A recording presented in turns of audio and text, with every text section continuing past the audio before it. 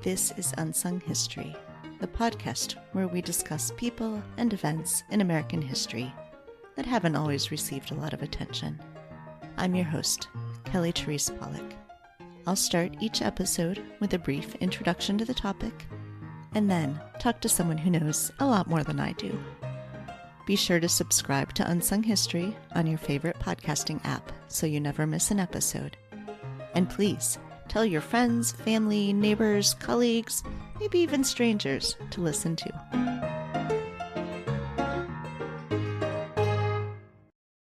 In today's episode, the third in our 4-episode detour into British history, we will be discussing the life of Mary Seacole. Mary Seacole was born near Balaklava, Jamaica, sometime around 1805. Various sources list her birth date as November 23rd, 1805, but the source of this birth date is unknown, and there's no documentary evidence to back it up. Mary's parents were Jamaican Rebecca Grant and Scottish John Grant. It appears that her parents were not married, and that it was coincidental that they shared a last name. This kind of relationship between a white man and a black or mixed-race woman would not have been unusual in Jamaica at the time. And it may be that John Grant, who according to Mary was a soldier from an old Scotch family, did acknowledge and provide for Mary. Mary's mother, Rebecca, ran a lodging house in Kingston, and she also acted as a doctress. It's unknown how Rebecca learned her doctoring skills, but she passed them on to Mary. Mary says in her memoir that she helped her mother treat invalid officers and their wives from nearby Up Park and Newcastle Station. On November 10th, 1836, Mary married a white Englishman named Edwin Horatio Hamilton Sickle in Kingston. They moved to Black River, near where Mary was born, and opened a store. At some point, they moved back to Kingston, and within a few years, Mary suffered a number of tragedies. A disastrous fire in Kingston in August 1843 destroyed Mary's home and nearly cost her her life. In October 1844, Edwin died after having been sickly for a long time. And then, in 1848, Mary's beloved mother, Rebecca, died. On August 16th, 1848, Mary was baptized into the Roman Catholic religion, stating her name then as Mary Jane Seacole Grant. Unfortunately, her birth date is not listed on the baptism certificate. In 1851, Mary traveled to Cruces, Panama, to help out her brother Edward, who had opened a ramshackle boarding house, which he called the Independent Hotel. Shortly after Mary arrived, the town was struck by a cholera epidemic, and Mary was kept busy treating those afflicted. She would charge the wealthy for her services when she could, but she treated the poor for free, a practice she would keep up throughout her life. Mary herself contracted cholera in Panama, from which she recovered. On the other side of the world, in July 1853, the Russian army invaded 2 Turkish-held territories that would later be part of Romania, in support of Tsar Nicholas I's demand that the Eastern Orthodox people living within the Ottoman Empire should be under his protection. In October 1853, Turkey declared war on Russia, and on March 28, 1854, England, already allied with Turkey, declared war on Russia, one day after France had done so as well. Mary decided she was needed. She sailed to England, arriving in Southampton on October 18, 1854. By November, the British Army had suffered tremendous losses from the fighting, but also from sickness and malnutrition.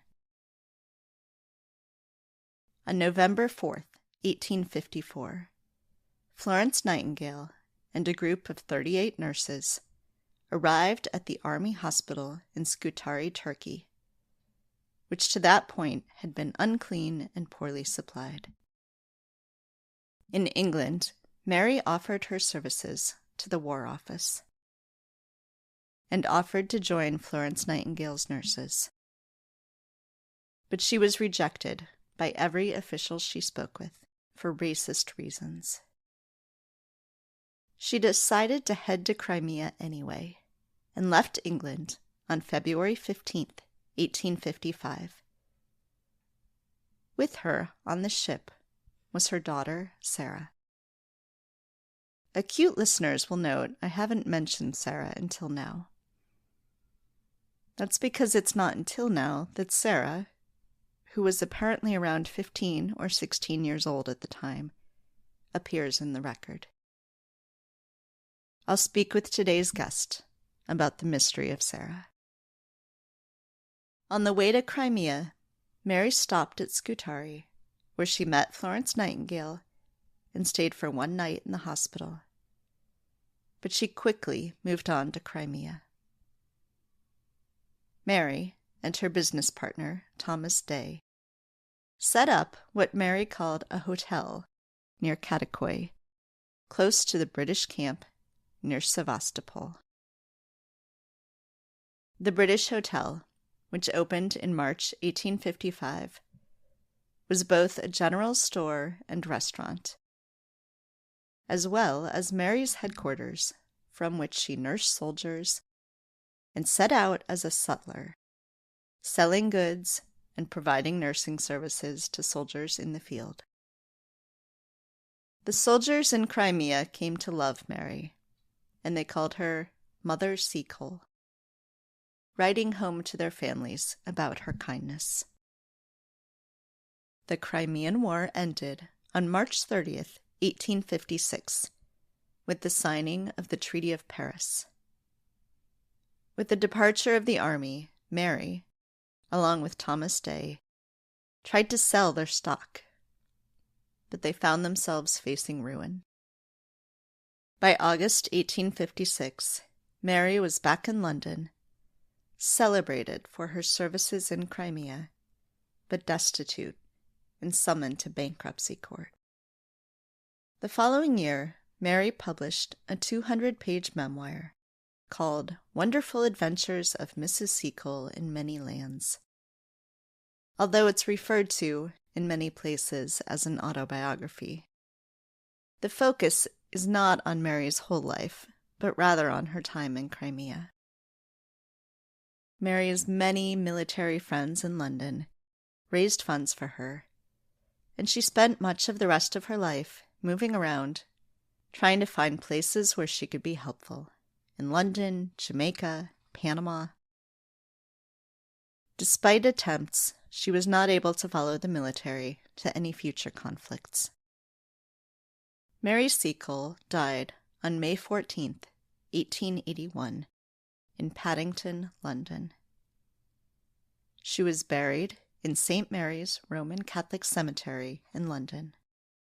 Her grave was restored and reconsecrated in 1973, after the editor of the Nursing Mirror found the grave that had been forgotten and overgrown.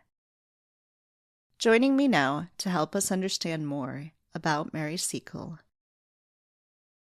is historian and writer Helen Rappaport, author of the new book, In Search of Mary Seacole, The Making of a Black Cultural Icon and Humanitarian, which will be released in the United States on September 6th, 2022.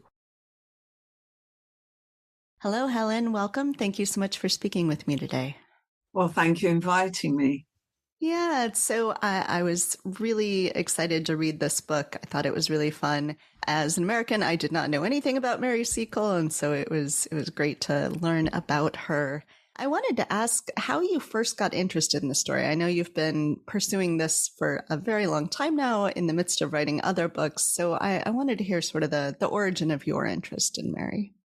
Well, I should start by saying I think it's really good that you've got no preconceptions about Mary, because here in England, one of the reasons it's taken me so long is I have fought and struggled with a lot of sort of mythology and entrenched ideas and misunderstandings, misconceptions about Mary, her life, and what she did and what she didn't do.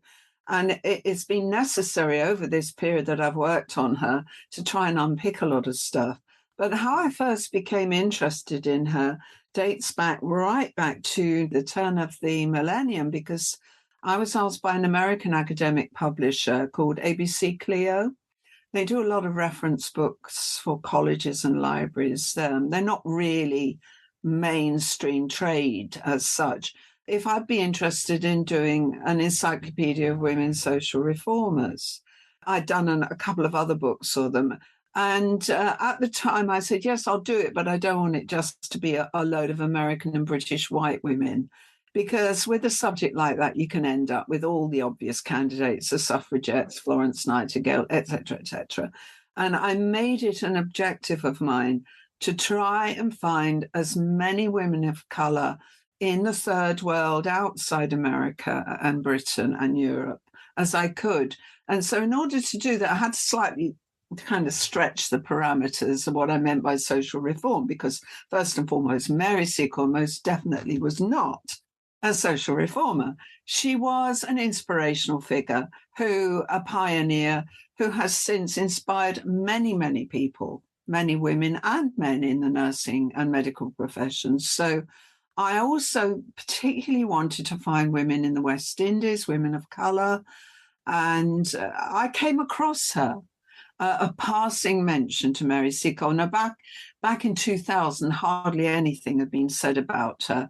A few people had mentioned the fact that she'd written this memoir that the feminist movement had rediscovered in the mid-'80s, and luckily a small press in Bristol had republished her wonderful adventures of Mrs. Seacole in many lands. But really, there was very little available on Mary. But at the time, and I was intrigued by her life, because reading that memoir, and it is only a memoir, people misdescribe it as an autobiography. It isn't. It only covers about 5 years of her life. Within that memoir, there are so many gaps and so many obfuscations where Mary is kind of economical with the truth. I thought there's a lot more to this woman's story. I want to find out. So I started doing some research on Mary, and I became more and more intrigued. And I thought, I'd really like to do a biography. And then, unfortunately, I very quickly discovered someone else had had the same idea and had actually signed one.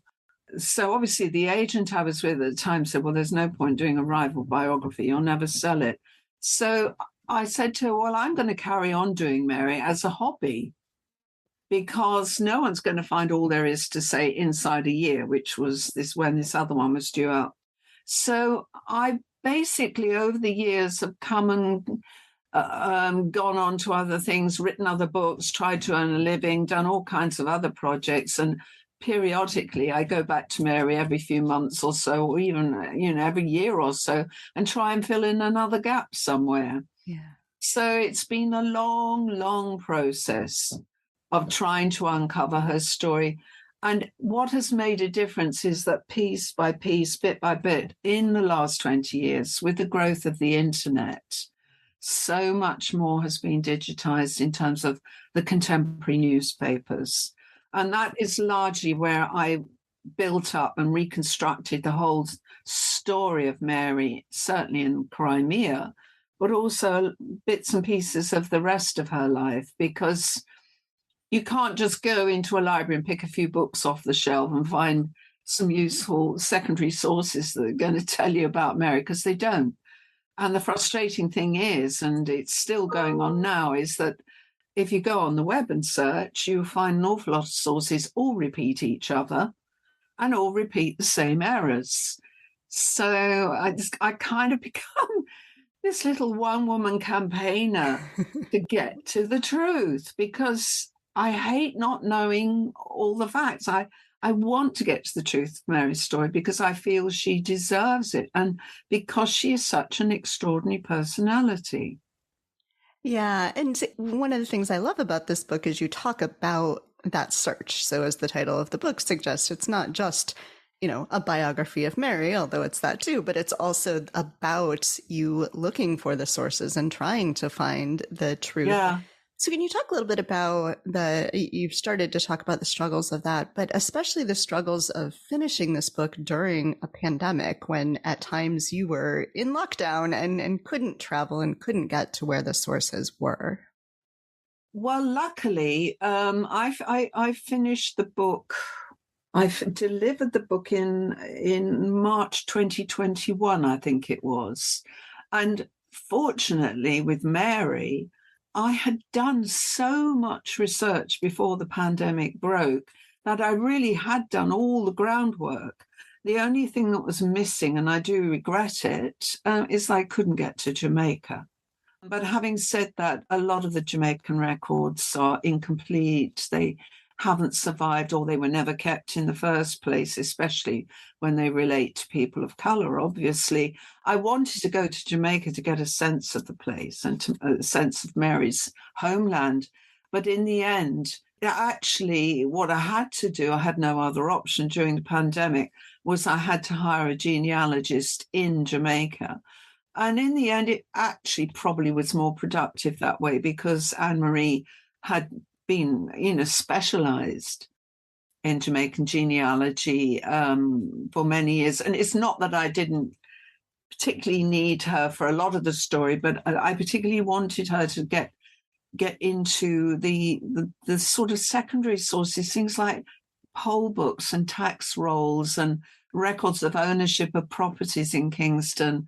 And also the most important search of all that she did do for me, and I'd spent 20 years looking, was to eventually find Mary's missing baptism, which was so gratifying. But as such, during lockdown, I had accumulated an enormous archive of material, something like 10 ring binders, A4 ring binders, a whole shelf full of information. So it was all there waiting to be written up.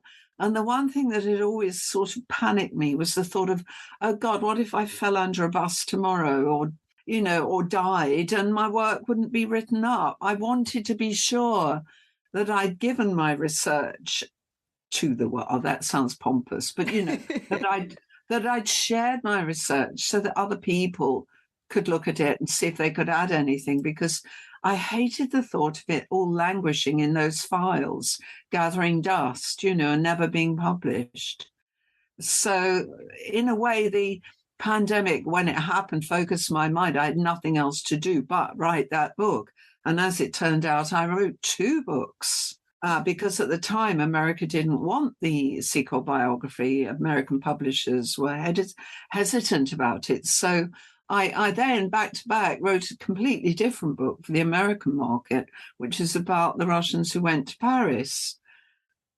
One of the things, as you were mentioning, you wanted to get your research out so that people would know, but then they can also sort of know you as the person to contact if they find things. And so you had this really fortuitous thing happen many years ago now, where someone contacted you with a painting that was unknown of Mary. So I wonder if you could talk about that. It's a fascinating story. The painting is what has driven me all these years in a way, because I know this is going to sound so corny, but when I was asked to identify that painting and the JPEG pinged into my inbox just before Christmas 2002, as soon as I opened it and saw that image, I had an absolutely consuming sense of mission. And, I felt, yes, there's no doubt it's Mary. It was sent to me by a military historian who'd been asked by a friend of a friend who'd bought it at a boot sale. Can you believe that? Like a yard sale in America. We call them boot sales here. And the minute I saw that painting, I knew somehow or other, first of all, I knew it was Mary without a shadow of doubt, that I had to make sure it didn't disappear in the sense of being sold into a private collection, disappearing abroad, going into air-conditioned vault somewhere.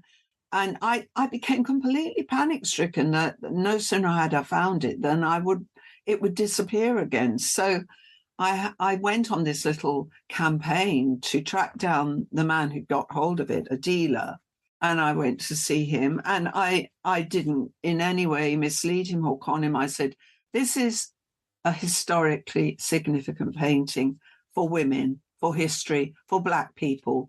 But no one knew who the artist was. It would have been quite different if it had been by a known Victorian artist. I would never probably have been able to buy it. It would have immediately gone to auction in London somewhere. But because the artist, no one had ever heard of him, was unknown, that completely devalued it in that respect. And at the time, interest in Mary was only just beginning to build. So it's a long and complicated story, but basically, I eventually got to meet the dealer, who at the time was living only 15 miles up the road from me in Oxfordshire. And I persuaded him to let me buy the painting because he was humming and hawing a bit and being tricky. And he'd muttered about, oh, I'm going to send a fax of it to New York. And my blood ran cold when he said that. I thought, oh, God, Anyway, but he was actually a very honourable bloke. And he said to me, well, I actually do care about where some of the pictures I acquire go. And he bought and sold all the time. And he could sense that I was honourable and that my passion was to say, oh, God, this again, it sounds pompous, but to save her for the nation, because I wanted to make sure that painting was somewhere where everyone could see it who was interested in Black history, women's history, nursing, you name it, the Crimean War. And I knew immediately there was only one possible home for that painting. And it was the National Portrait Gallery in London, because there's a whole room of paintings of all the worthies and dignitaries connected to the Crimean War, including, of course, Florence Nightingale. And Mary is now up on the wall in that room, or she was when I last looked. I think they're reorganizing things there now.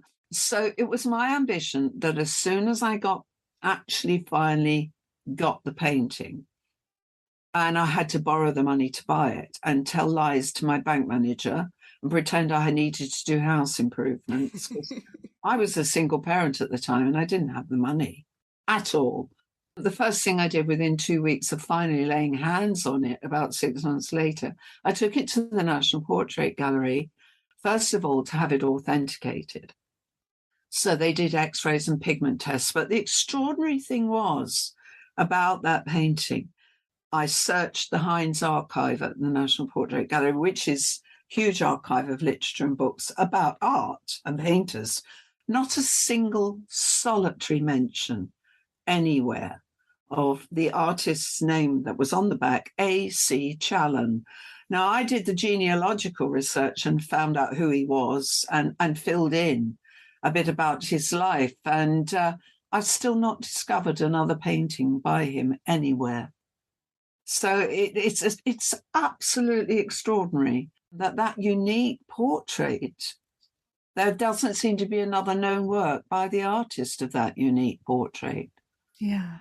I would love one to come to light. There must be someone somewhere who's got something on their wall that's got A.C. Challen on it and it hasn't occurred to them or haven't made the connection. And mind you, he had only been an art student when he painted that portrait of Mary. I don't think he went to a formal art college. He probably just trained perhaps with another artist or was self-taught. But he was so new in his career as an artist, it may be that's why there's nothing else by him, because unfortunately he died young. Yeah. But that is part of the search for Mary. Right. It was that painting, Mary's story. And the reason I wrote the book in the way I did, well, first of all, you can't do a conventional biography of Mary because there's too many gaps and expanses where you don't know a lot about what she was doing. I wanted to take the reader with me along the way, and sharing the research and in the discoveries, the disappointments, the dead end. Because if there's one thing I've learned from all the books I've written and doing talks at literary festivals, people love to know how you do it. People said to me, well, how do you go about researching, this story or this person's life? And I think it explains the process, that you can't just miraculously walk into the British Library and find everything sitting on the shelf, or do a few clicks on the internet and it's all there waiting for you. Because it isn't. It's hard work. Yes. And one of the things that you were searching for, and the thing that makes Mary so identifiable in that painting, is the medals that she has. So these 3, possibly 4 medals that she's gotten. Can you talk some about that and the sort of unknown provenance of how she got some of them? Well, I'm afraid the whole issue of Mary's Crimean War Medals is a massive hot potato, because it's been the most contentious aspect of her career, certainly in terms vis-a-vis military historians, and in particular historians of the Crimean War. And I've had, over 23 years, I've had endless discussions, quite lively ones, with some of the members of the Crimean War Research Society, who very rightly dispute there is no official documentation for any of the medals Mary had. Now, the first and most important thing is that no woman at all in Britain was awarded the Crimean War Medal by the British government, not even Florence Nightingale. That was a hard and fast rule. And in fact, the British government were quite sniffy about even foreign governments awarding medals to participants in the war. So, for example, they got rather annoyed when apparently, the press said, it was in the contemporary press, the Sultans sent Mary a medal because she'd helped some of the Turkish soldiers in Crimea. And, she knew Omar Pasha, the head of the Ottoman troops there. Now, the Sultan sent her a medal. There's no documentation. There's no official record, but at least 2 or 3 war correspondents mentioned the fact. But with the Crimea medal, with the French medal, and a possible Russian medal, we're not sure. A possible Sardinian medal, we're not sure. There was a small Sardinian contingent among the Allies. Everyone's looked, and there's no evidence. I spent hours going through all the medals documents in the National Archives at Kew, looking for any mention of Mary being in some way being granted the Crimea medal. There's nothing. And the only conclusion I've been able to come to, and we found no documentation for any medals anywhere, French, Russian, or anything. The only conclusion I can come to, certainly with the British Crimea medal, is that Mary had so many admirers and patrons, not just within the top brass of the military who were out there and who knew her, but also the aristocracy, that, she had patrons and supporters, and most importantly, the royal family, because the Queen's cousin, the Duke of Cambridge, was out in Crimea, Edward of Saxe-Weimar was out there, and Count Gleichen, the Queen's uncle, was out there. And there are obviously various people within the royal family had reported back to Victoria about her heroic doings of Mrs. Seacole. She must have read all the press and seen all the accolades for her. The only conclusion I can come to is that everyone felt Mary should be given something for her contribution to the war effort. They felt she deserved an accolade of some kind. And what better accolade would there be for someone who was so proudly patriotic and absolutely adored and admired the empire and the Queen? What better thing than to give her a medal? So I think basically it was given to her sort of via the back door. A private arrangement was made and people said, look, give her a medal. Just let her have a medal. Because Mary proudly paraded around London for decades afterwards, wearing her medals, or the miniature versions, because, most Crimean veterans wore miniature medals, which were smaller and less heavy than the great big official ones. Many people talk of seeing her walking up the Tottenham Court Road wearing her medals. And the medals, unfortunately, are variously described in different press accounts. Sometimes there's 3, sometimes there's 4. There was a lot of confusion. There was at one time 3 surviving medals of hers in Jamaica, I think the Jamaica Institute, but there was an earthquake there in 1908 and one of them got lost in the debris. There are 2 surviving medals still in Jamaica. One of them is the Turkish Medici, but the others have been lost. So it's something I tried very hard to unravel. But unless some new evidence comes to light, I can't get any further than I have. Yeah.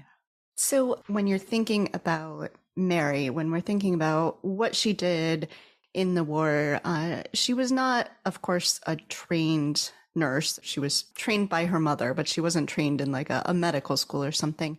But I think that that's important as we're thinking about that, to think about the context of what the medical field was like at the time. So I wonder if you could talk about, for nurses like Florence Nightingale and those who were at the hospital, for the doctors who were operating, like what was the state of the medical field around this time, and in comparison to what Mary was providing? Well, first and foremost, no one can accuse Mary of not being a nurse because there was no nurses training. It's as simple as that. The official formal training of nurses was set up by Florence Nightingale at St. Thomas's Hospital after the war, as a result of all the heroic work women had done out in Crimea. When the war broke out and they were desperate for nursing volunteers, because at the time, until then, all the army had were a few kind of male orderlies and kind of stretcher bearers, or the doctors, the basic establishment allopathic doctors. The only women available to nurse as such at the time the war broke out were either nuns from some of the nursing convents, and there were 1 or 2 in and around London. There were quite a few Irish nuns who were experienced in nursing the sick poor. And of course, in and around France and Asia Minor, there was a whole network of convents of the Sisters of St. Vincent de Paul who'd been nursing the sick poor for decades, for centuries. But as such, there was no nurses training beyond benevolent nuns who almost learnt it on the job, nursing the sick during epidemics, or what were known as the hospital nurses who worked in the general hospitals, but they weren't nurses who took the pulse and administered medicine and did all the more sophisticated things that we think of nurses doing now. The hospital nurses effectively were dog's bodies.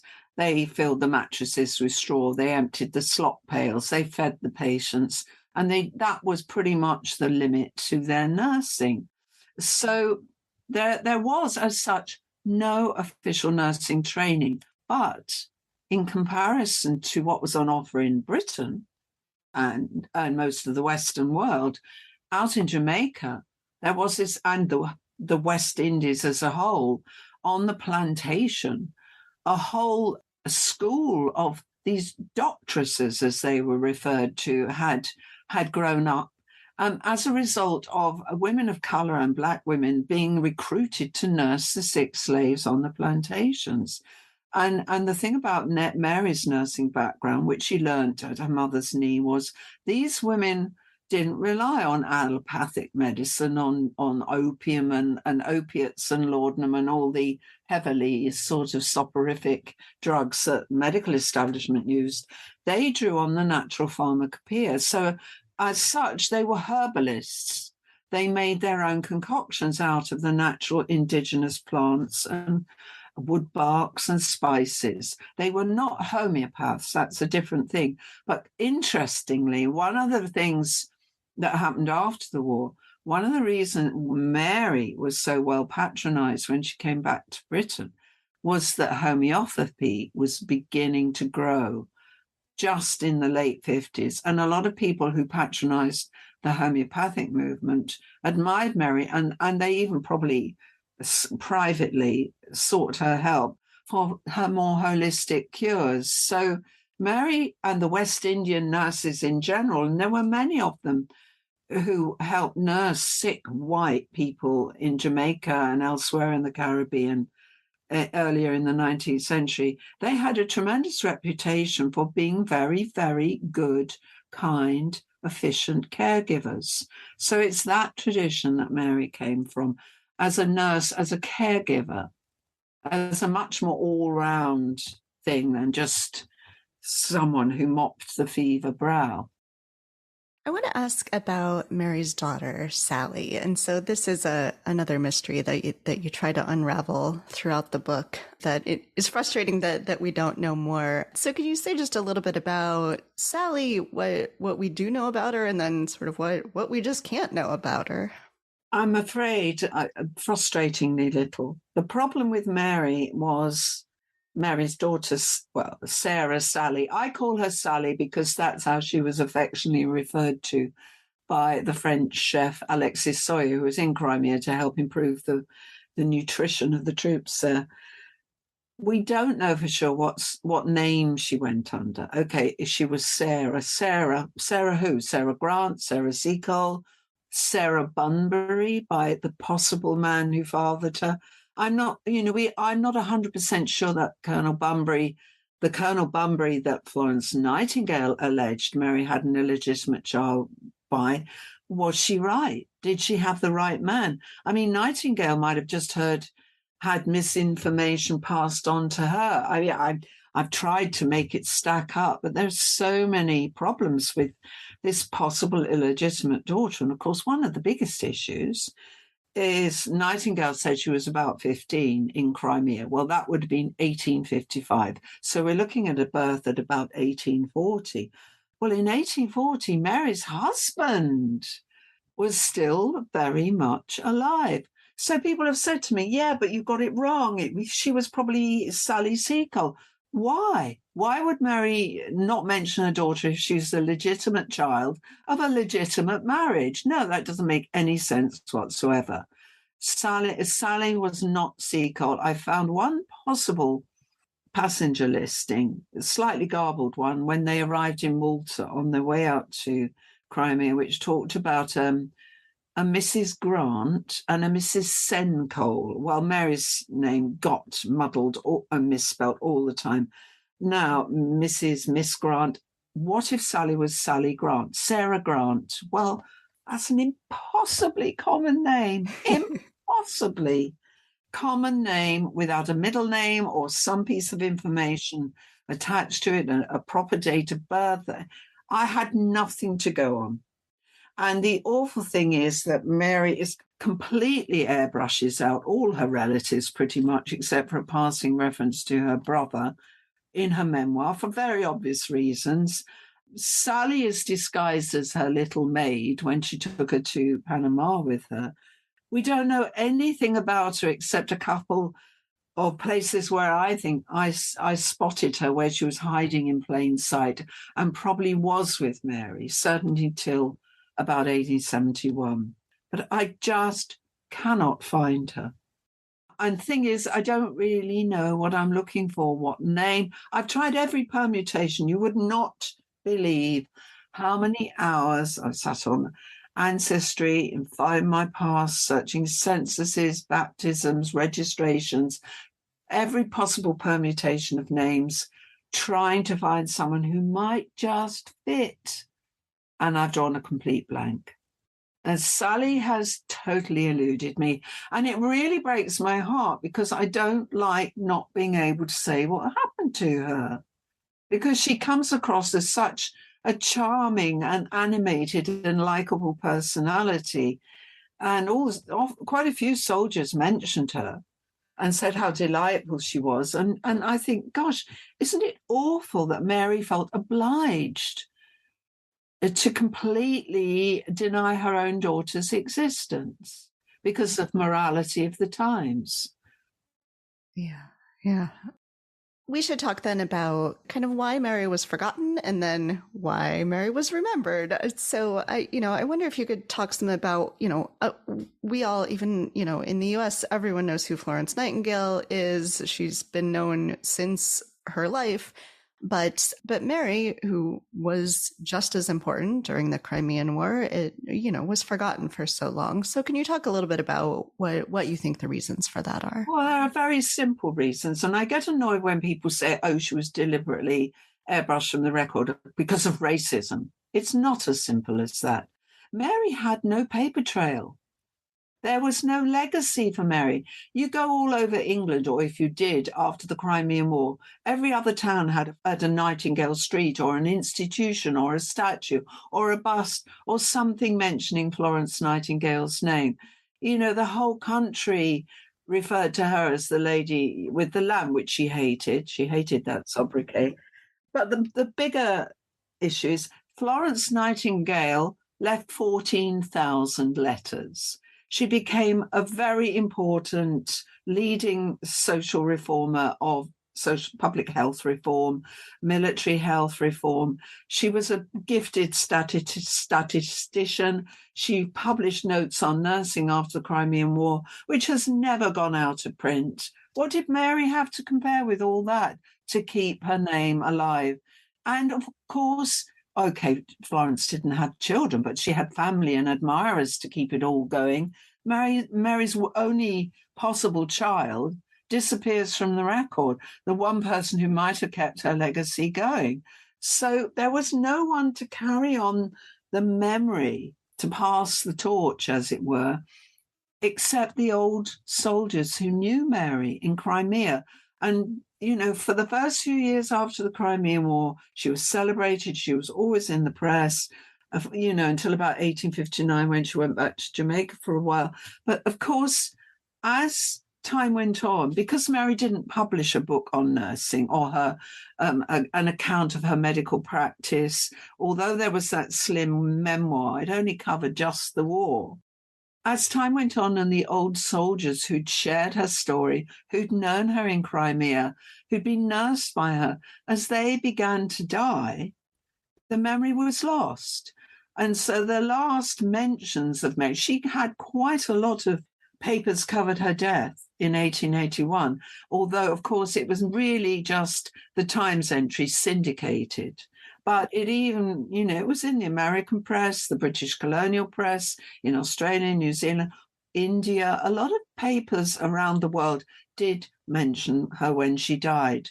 But after 1881, after her death, things really did drop off very quickly, apart from occasional very late memoirs or letters or diaries being published that mentioned her, and also a couple of kind of rather worthy Christian collections about, heroic women that talked of Mary. So it just got lost because there wasn't anyone to keep the flame burning, and because she didn't have a huge body of letters and diaries and paperwork that could be shared and published and studied.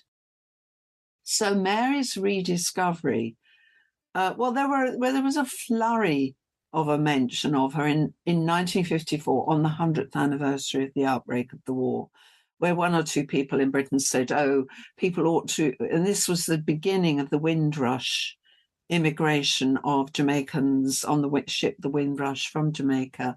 And, people were getting very concerned about this, and there was much discussion about it. And one or two people wrote to the press and said, people should look at Mary Seacole as an example of the good colonial subject, as it were. But then that died down, and things really didn't get going till the feminist movement began rediscovering a lot of forgotten women, not just Mary, of course. And in the mid-'80s, a couple of women involved or connected to a library in Brent, in sort of the outer suburbs of London, suggested an exhibition about Black history. And one of the things offshoots from that was the idea that they mooted that Mary's memoir should be republished because it had languished since 1857. It was only brought out in a very cheap, very flimsy paper paper covers, cardboard covers. Not the kind of book that would have survived very long. In fact, there were only about 5 or 6 copies across Britain in libraries. So a press in Bristol called Falling Wall Press reprinted the memoir in 1984. And from then on, it really began to gather. And then the big momentum, of course, came at the end of 2004. There was vote on The Greatest Black Britain, which Mary won. The following year was her bicentenary, which is the year I unveiled the portrait. The other biography came out. And that's really when things have snowballed, because Mary then was taken onto the national curriculum for our school children. More and more people began to study her and write about. Feminist women's historians have been writing about her since the 90s, really, but only in feminist journals and not particularly in the mainstream. So since 2005, Mary's triumphant rise has been unstoppable, pretty much. Yeah. Well, there's a million other things we could talk about, but people need to just go read the book instead. So tell everyone how they can get your book. The book's going to be published in New York by Pegasus Press on September the 6th. And I do urge people, anyone interested in Black history, women's history, history of the Crimean War, of just unusual, extraordinary, and forgotten women, do read it, because in the book, I take the reader on a journey through history and how you dig out the facts for difficult subjects who many people will give up on and say, oh, there's nothing to find. But there is. If you stick at it long enough, it took me 20 years on and off, but I think I've found as much as I can hope to find, short of some long lost or hidden archival family papers turning up that mention Mary. Yeah, and I'll put a link in the show notes. It's a great book. I think everyone should go and buy it. Well, thank you very much, and do spread the word, won't you? Yes. Is there anything else that you wanted to make sure we talked about? Just to say that I'm never giving up. Okay, the book's out. It's out here. It's out in the UK and in America, but that doesn't mean I stop. It never stops. My search for all my subjects never stops. I revisit them constantly, looking for new information, because one of the great joys of my life is digitized newspapers. I while away many a winter's day, long, dark, rainy winter's day here in deepest Dorset, going through the digital newspapers, and they're always new and fascinating things to find. So I'm optimistic that yet more still might come out about Mary, bit by bit, little sightings, little snippets. But if anybody knows what happened to her daughter, I am just longing to solve that particular puzzle more than all the others. Well, Helen, thank you so much for speaking with me. It was really great to learn about Mary. Thank you. Thanks for listening to Unsung History. You can find the sources used for this episode at unsunghistorypodcast.com. To the best of our knowledge, all audio and images used by Unsung History are in the public domain or are used with permission. You can find us on Twitter or Instagram at unsung__history or on Facebook at Unsung History Podcast. To contact us with questions or episode suggestions, please email Kelly at unsunghistorypodcast.com. If you enjoyed this podcast, please rate and review and tell your friends. MSW